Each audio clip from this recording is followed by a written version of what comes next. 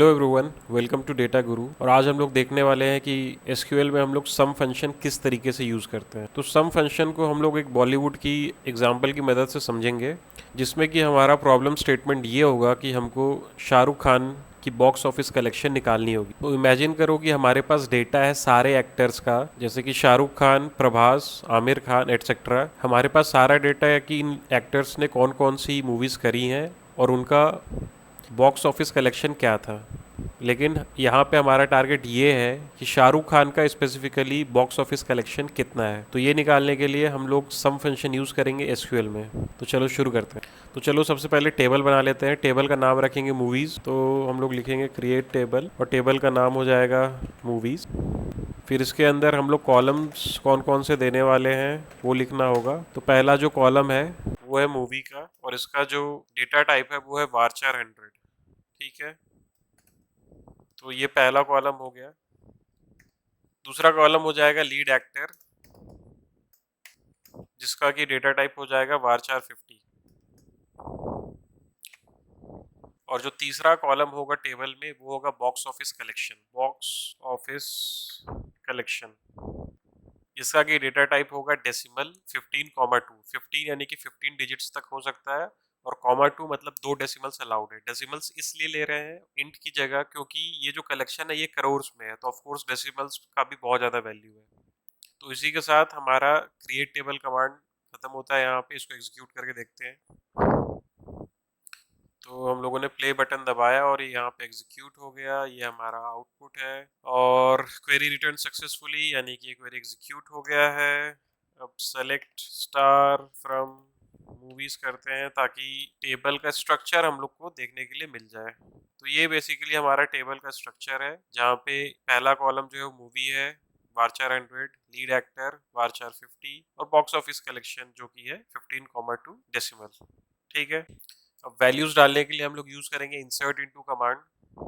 तो हम लोग लिखेंगे इंसर्ट इनटू मूवीज, और कौन कौन से कॉलम में वैल्यूज डालनी है।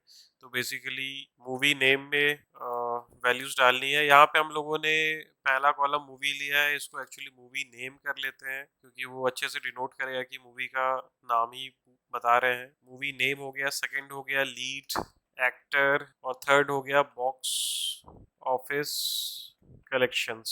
को यहाँ से हटा देते हैं ताकि क्लियरली दिख जाए। और उसके बाद हम लोग लिखेंगे values.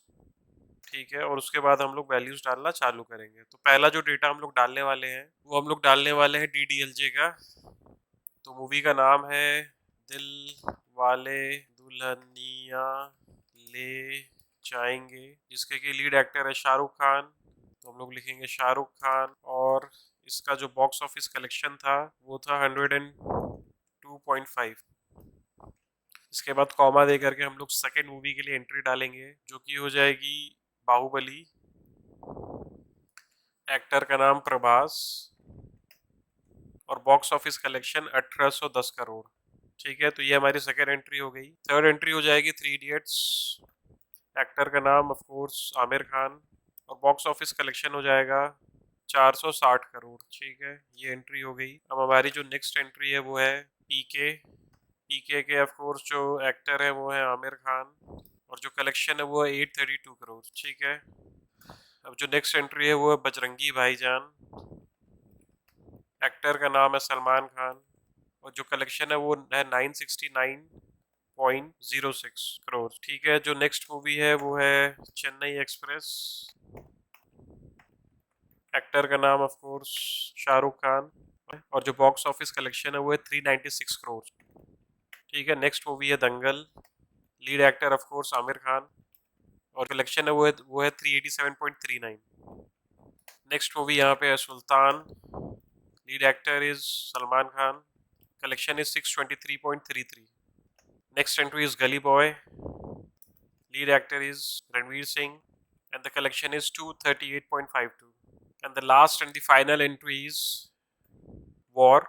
Lead actor is Hrithik Roshan, and the collection was 474.79। तो ये इंसर्ट इनटू कमांड यहाँ पे कंप्लीट हो गया है। इसको सेलेक्ट करके एग्जीक्यूट करते हैं और यहाँ पे क्वेरी रिटर्न सक्सेसफुली, यानी कि हमारा जो डेटा है वो जा चुका है। तो वापस से सेलेक्ट स्टार फ्रॉम मूवीज करके हम लोग अपना डेटा देख लेते हैं। तो ये रहा बेसिकली हमारा डेटा, सारा कुछ अच्छे से पॉपुलेट हो रहा है। लेकिन अब जो हमारा मेन क्वेश्चन है, जो मेन क्वेरी लिखनी है, वो है कि हमको सिर्फ शाहरुख खान के मूवीज का कितना बॉक्स ऑफिस कलेक्शन है वो निकालना है।